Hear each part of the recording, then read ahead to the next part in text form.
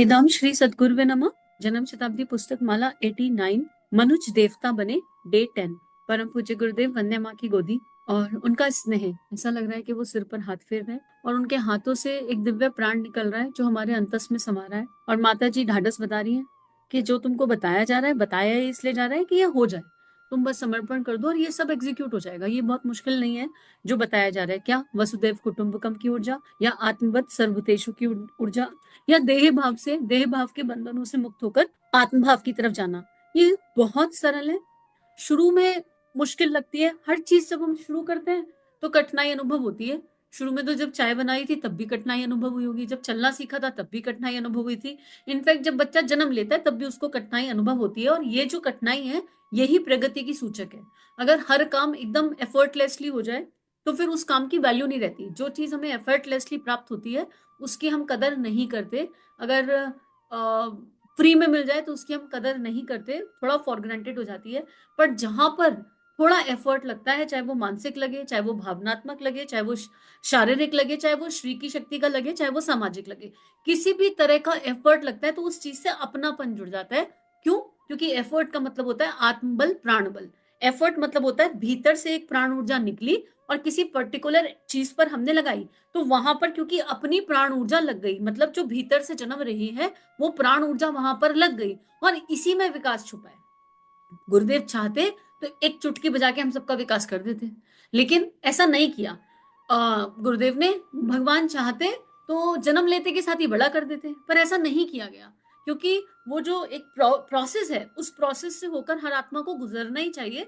उसमें अनुभव इकट्ठे होते हैं, एक्सपीरियंस इकट्ठे होते हैं, और वो अनुभव हमें मेच्योर बनाते हैं, इमोशनली मेच्योर बनाते हैं, मेंटली मेच्योर बनाते हैं। और उस मेच्योरिटी के आधार पर ही इंसान नर से नारायण बनता है, मानव से महामानव बनता है और मनुष्य से देवता बनता है। और इसलिए गुरुदेव हमारा संपूर्ण विकास चाहते हैं, हमारे व्यक्तित्व का संपूर्ण विकास चाहते हैं।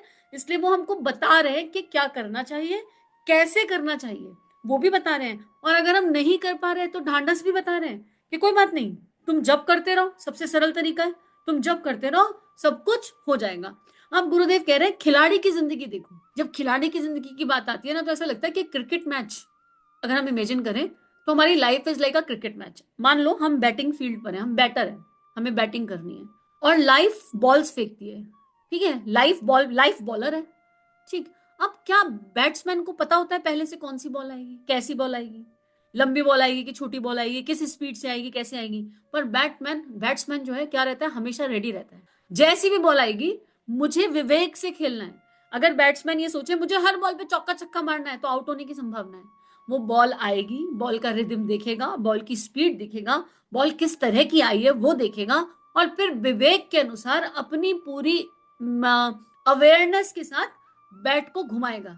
अब बैट्समैन ने अपना एफर्ट डाल दिया, बॉल आई, उसका भी एफर्ट चला गया। पर जरूरी तो नहीं है जो बैट्समैन चाहे वही हो जाए।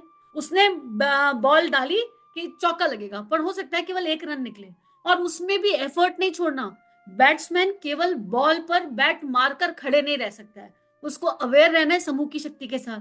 सामने से कॉल तो नहीं आ रही, मुझे रनिंग बिटवीन द विकेट्स तो नहीं करना, उस समय भी मुझे रनिंग करना है बिटवीन द विकेट्स।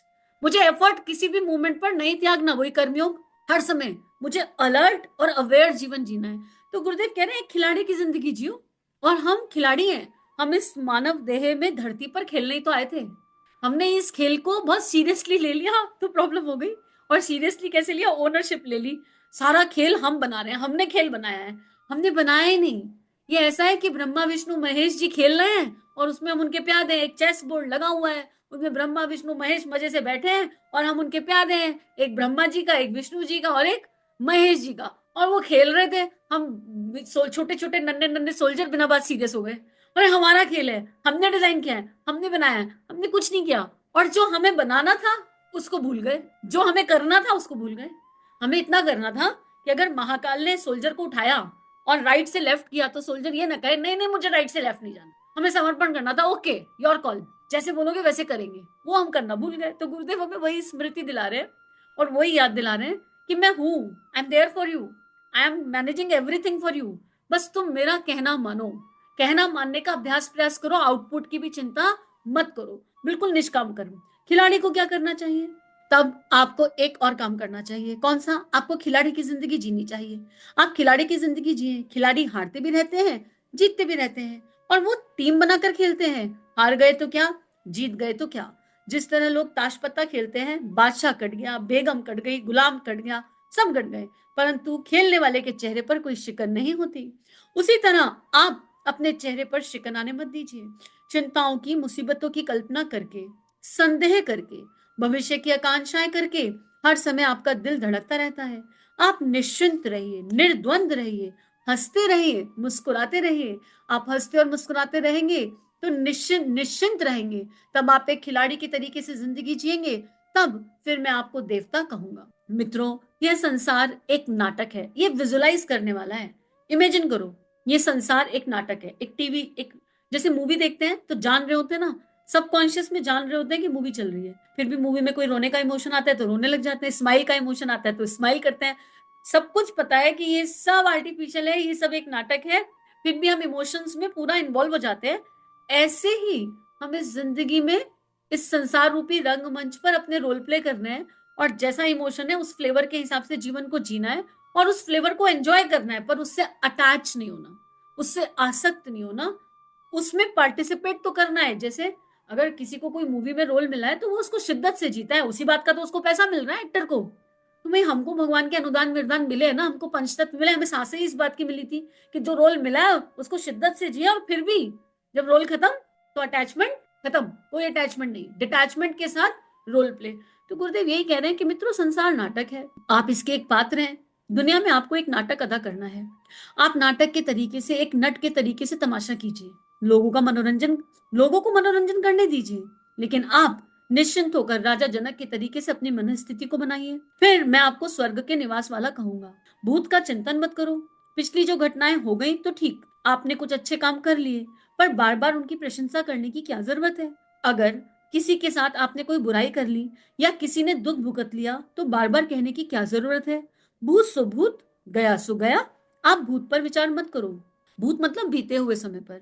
भूत से तो आप अनुभव इकट्ठा कर सकते हो, लेकिन चिंता भविष्य की कीजिए कि हमको क्या करना है। अगर यह सोचते रहेंगे तो मजा आ जाएगा। राजा जनक का एग्जाम्पल क्यों अच्छा लगता है? विधेय राजा, ये स्टोरी बहुत अच्छी लगती है कि राजा जनक रोज सत्संग में जाते थे, तो जो उनके गुरु थे वो उन पर बहुत ज्यादा ध्यान देते थे, बहुत ज्यादा ध्यान। तो वहां पे जो बाकी लोग आते थे उनको अच्छा नहीं लगता था। उनको लगता था एक तो ये राजा है इसलिए इनको मान सम्मान मिल रहा है। अब गुरु तो सबके मन की बात जानता है। गुरु समझ गए कि जो बाकी जो डिसिपल्स हैं उनके मन में राजा जनक के लिए अच्छी भावनाएं नहीं है, और उनको ऐसा लगता है कि मैं राजा जनक को इसलिए सम्मान देता हूँ क्योंकि वो राजा है। गुरु ने एक दिन लीला करी, सब बैठे थे, और गुरु ने योग योग शक्ति से आग लगा दी पूरे राज्य में। पूरा राज्य भभक के जलने लगा। खबर आई आश्रम में, राज्य जल रहा है, राज्य जल रहा है। अब आश्रम की तक भी आग आ गई। जितने भी वहां बैठे थे सारे के सारे उठ के भाग खड़े हुए, और उनके पास था कुछ नहीं, एक लंगोट और एक कमंडल, उसको लेने के लिए। और वो भागे, राजा जनक बैठे रहे और बैठे बैठे मुस्कुराते रहे और नेत्र बंद। तो सबने कहा, अरे तुम्हारा राज्य जल रहा है, तुम्हारा राज्य चल रहा है, तुमको समझ नहीं आ रहा। और गुरु भी बैठे थे। राजा जनक ने बोला, मेरा क्या था जो जल रहा है, मेरा कुछ नहीं था, और जो जल रहा है वो तो जल चुका, अब उसे क्या संभाल सकता हूँ। और राजा जनक के ये कहते ही सारे शिष्य स्तब्ध हो गए और वो योग अग्नि से लगी आग बुझ गई। तो उनको समझ में आया वहां पर कि हम तो केवल एक लंगोट और कमंडल के लिए परेशान हो रहे थे, हमारे पास तो था कुछ नहीं, इनके पास पूरा राज्य था, और फिर भी ये इतना स्थिर चित शांत। और क्योंकि इन्हें पता है, इन्हें इसका मतलब ये नहीं कि उन्होंने कर्मयोग छोड़ दिया। राजा जनक को पता है, उन्होंने प्लानिंग कर रखी है अपने राज्य में, अपने सिपाहियों को, अपने मंत्रियों को सब बता रखा है कि कौन सी परिस्थिति में तुमको क्या एक्शन लेना है। वो राजा है, मैनेजमेंट कर रहे हैं, तो वो मैनेजमेंट उनका हुआ है, तो उसमें वो जाकर क्या कर लेंगे। उन्हें पता है कि मुझे कुछ करना नहीं, और मेरे जो मंत्री हैं, जो मेरे सैनिक हैं, मेरे सिपाही हैं, वो राज्य को बचाने के लिए भरसक प्रयास करेंगे। जो जो प्रयास करना चाहिए वो सब करेंगे, बाकी मेरे हाथ में कुछ नहीं है। मेरा इतना ही रोल प्ले है कि इस समय मैं सूक्ष्म की शक्ति से नेत्र बंद करके सबके लिए शक्ति की प्रार्थना करूं, और वो भी नहीं, शांत चित्त विधेय। अंतर्मन किसी का कौन जान सकता है। तो गुरुदेव हमें उसी स्थिति की तरफ ले जा रहे हैं। गुरुदेव कह रहे हैं कि जब हम ओनरशिप त्याग देंगे, ये कब आएगा? जब हम ओनरशिप त्याग देंगे। और मजे की बात यह है कि हम ये विचार करें कि हमारा भविष्य बनता किससे है। हमारा भविष्य आज में, इस पल में जो हम कर रहे हैं वो भविष्य की नींव है। अगर इस क्षण में हमने इंटेंशन और इंटेंसिटी, उसमें भी भावनाओं का बहुत महत्व है, इंटेंशन और इंटेंसिटी के आधार पर कुछ ऐसा किया जो ना करने योग्य था, या और फिर उसके आधार पर कुछ ऐसा बोल भी दिया जो ना बोलने योग्य था, तो उसका बीज ब्रह्मांड में चला गया और उसी से हमारा भविष्य बनेगा। आज जो भी हमारे जीवन में परिस्थितियां आ रही हैं, अगर वो परिस्थितियां डिफिकल्ट फील हो रही हैं, तो हमें ये नहीं कहना चाहिए भगवान से वाई मी, मैं क्यों। हमें ये समझने की आवश्यकता है कि हम अपने ही किए गए किसी कर्म का फल भोग रहे हैं, इस जन्म नहीं तो किसी और जन्म। और हमें ये मानव देह मिली ही इसलिए है कि हम पुराने कर्मों के समस्त फलों को भोग सके और इस तरह की ऊर्जा से जिए कि नए कर्म बने ना। मानव देह में ये शक्ति है, इतनी संभावनाएं हैं कि हम कर्म करते हुए भी अनासक्त भाव से बंधन मुक्त होकर कर्म कर सकते हैं कि नया कर्म नहीं बनेगा। अभी कल कहीं पढ़ रहे थे, कहा शायद मां आनंदमयी के स्वाध्याय में, कि तुलसीदास जी की अवस्था के बारे में बात हो रही थी। तो उसमें था तुलसीदास जी काम और सकाम और निष्काम इस अवस्था से बहुत ऊंची अवस्था पर है। एक भक्त हमेशा इस अवस्था से बहुत ऊंची अवस्था पर होता है।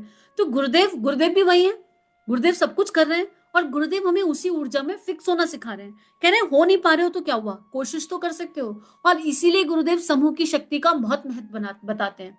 अब एक क्रिकेट में 12 लोगों की टीम है, उसमें सबके अलग अलग प्रारब्ध हैं। जिसका प्रारब्ध ज्यादा जोर मारेगा, जिसका प्रारब्ध ज्यादा तीव्र होगा, उसके हिसाब से भी कई बार आउटपुट आएगा। सब लोगों ने अपना पूरा पूरा प्रयास किया।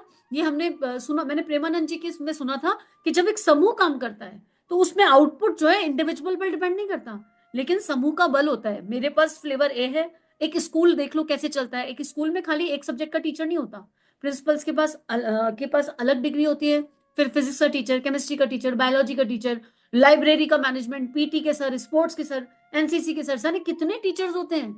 कितने सारी शक्तियों को मिलाकर एक स्कूल बनता है। तो क्या ये पृथ्वी रूपी पाठशाला बहुत सारी एनर्जीज को मिलाकर नहीं बनेगा?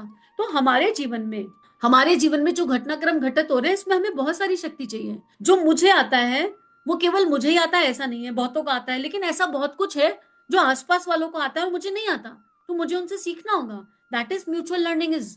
तो गुरुदेव हमें यही कह रहे हैं कि हम इस वाले पल को बेस्टेस्ट जिए, दिस मोमेंट हम पूरा जिए, खुलकर जिए, अच्छे से जिए, अपने तीनों शरीरों के अलाइनमेंट के साथ जिए, अपनी पांचों शक्तियों के साथ जिए, और इस पल में जो हमारे हाथ में बेस्ट है वो करें। हमारे हाथ में जो भी बेस्ट है, मतलब हमारा कर्तव्य और फर्ज क्या है, उस हाथ में बेस्ट में मोह और आसक्ति नहीं होनी चाहिए। हम कोई काम इसलिए ना करें, कई बार हम बहुत काम इसलिए कर देते हैं कि ये करेंगे तो सामने वाला बहुत खुश हो जाएगा। अब क्या होता है, मन कहीं ना कहीं सामने वाले की खुशी ढूंढ रहा है। अब आप तो ये सोच रहे हैं कि ये करेंगे तो सामने वाला बहुत खुश हो जाएगा, और सामने वाले की खुशी तो उसमें थी नहीं, पर ये हमारा अजम्पशन था, हमें लग रहा था और हमने कर दिया। हमारा मन नहीं था फिर भी कर दिया, और सामने वाले ने कहा क्या है, क्या किया तुमने, ये कोई करने योग्य काम है? बस हमारी हवा, हमारा टायर पंचर हो जाएगा वहीं कभी, क्योंकि हमने तो किसी और एनर्जी से किया था। तो गुरुदेव यहाँ कह रहे हैं कि अपने आप clarity of emotion, clarity of thought, clarity of vision, clarity of action लेकर आओ, and then perform, then live life. और इसके लिए पिछले पुराने ऑडियो सुन लीजिए सारे के सारे, तो उसमें बहुत डिटेल में गुरुदेव ने इसको समझाया है। तो बीते हुए कल से हमें बाहर आना है, और इसके लिए तरीका क्या है, कैसे बाहर आना है, पहले हमें ये पता चले कि हम अपने 24 घंटे बिता कैसे रहे। तो हमको एक रजिस्टर मेंटेन करना चाहिए आइडियली तो, और उस रजिस्टर में क्या करना चाहिए, हर 1 घंटे बाद 1 मिनट लगाकर ये लिखना चाहिए कि बीता 1 घंटा मैंने किस चिंतन पर बिताया, बीता 1 घंटा मेरे माइंड में क्या क्या था। तो उससे हमें एक क्लियरिटी मिलेगी 1 वीक में कि हम कर क्या रहे हैं लाइफ में। अगर बीते 1 घंटे में हम 10 लोगों का चिंतन कर रहे थे, XYZ का चिंतन कर रहे थे, यानी पर चिंतन कर रहे थे, तो वो पर चिंतन पॉजिटिव था कि नेगेटिव था, ये देखना है। फिर बीते 1 घंटे में हम कोई पर्टिकुलर सिचुएशन का चिंतन कर रहे थे, तो ये चिंतन हम आउट ऑफ फियर कर रहे थे, आउट ऑफ एंजाइटी कर रहे थे, आउट ऑफ एंथुजियाज्म कर रहे थे, या भविष्य की किसी काम भावना के लिए कर रहे थे। ये हमारे को जब तक पता नहीं होगा ना कि हम प्रेजेंट में क्या कर रहे हैं, हम भविष्य से ही नहीं कर सकते। तो एवरी 1 आवर, और initially actually every 1 hour, every 1 hour मतलब एवरी 1 आवर हमें ये देखना है पिछले 1 घंटे क्या किया। अब मान लो पिछले 1 घंटे आपने चाय पी या मैंने चाय पी, और हम देख रहे हैं कि 25 मिनट चाय पीने में लगा दिए, तो अपने आप से पूछने की आवश्यकता है कि चाय पीने में 25 मिनट लगने चाहिए थे, यानी टाइम मैनेजमेंट आ जाएगा यहाँ पर। वाई बट 25 मिनट्स, तो पता चलेगा हाथ में मोबाइल था, हाथ में मोबाइल था, कोई रील देखते देखते चाय तो 1-2 मिनट में खत्म हो गई, 25 मिनट मोबाइल पे लगाए। अच्छा ठीक है, कोई प्रॉब्लम नहीं है। क्या देखा, अब क्या देखा जब पूछोगे तो पता चल जाएगा। क्यों देखा, क्या देखा, अगर कुछ फ्रूटफुल देखा तो उससे क्या सीखा, क्या जाना, या केवल सुन के छोड़ दिया, या फिर क्यों देखा। अगर कुछ ऐसा देखा जो देखने योग्य नहीं था तो क्यों देखा, फिर पूछोगे अपने आप से तो अंदर एक इमोशन आएगा, अंदर कोई अनएड्रेस इमोशन है जो उस मूवी को, उस क्लिप को देखकर अच्छा फील करा रहा है। ऐसे करके अपने भीतर गहरा उतर पाएंगे और फिर प्रेजेंट मोमेंट में आना सरल हो जाएगा। प्रेजेंट मोमेंट की एनर्जी को पकड़ना सरल हो जाएगा। और यकीन करिए, अगर इस वाले पल में जीना सीख लो तो फिर मुस्कुराहट, जो गुरुदेव कह रहे हैं ना, मुस्कुराते रहो, वो नहीं जाता, वो हमेशा बनी रहती है। हमेशा आंतरिक मुस्कुराहट बनी रहती है। तो आज का स्वाध्याय यहीं पर गुरु चरणों में रखते हैं और आने वाले स्वाध्याय में बात करेंगे आंतरिक मुस्कुराहट की, कि वो क्या मैजिक है आंतरिक मुस्कुराहट, और मुस्कुराने से होता क्या है, मुस्कुराना हमें कैसे कॉन्ट्रीब्यूट करता है। सभी अपना ध्यान रखिए, हंसते रहिए, मुस्कुराते रहिए और नियमित ध्यान करते रहिए। इदम श्री सद्गुरुवे नमः। सभी को प्रणाम। श्री प्रिया काउंसलिंग चैनल और देव परिवार चैनल पर जो वीडियोस आपको मिल रहे हैं, अगर ये आपके जीवन को बदल रहे हैं तो ये केवल गुरु कृपा है। आइए इस गुरु कृपा को विश्वव्यापी बनाएं। जो भी लिंक आप सुनते हैं, आपको जो भी लिंक अच्छे लगते हैं, उनको अपने व्हाट्सएप स्टेटस, फेसबुक स्टेटस, सारे सोशल नेटवर्किंग साइट्स पर लगाइए। इस टेक्नोलॉजी के माध्यम से आइए ऋषियों की, संतों की लेखनी को विश्वव्यापी बनाते हैं। जय हिंद, जय भारत। इदम श्री सद्गुरुवे नमः।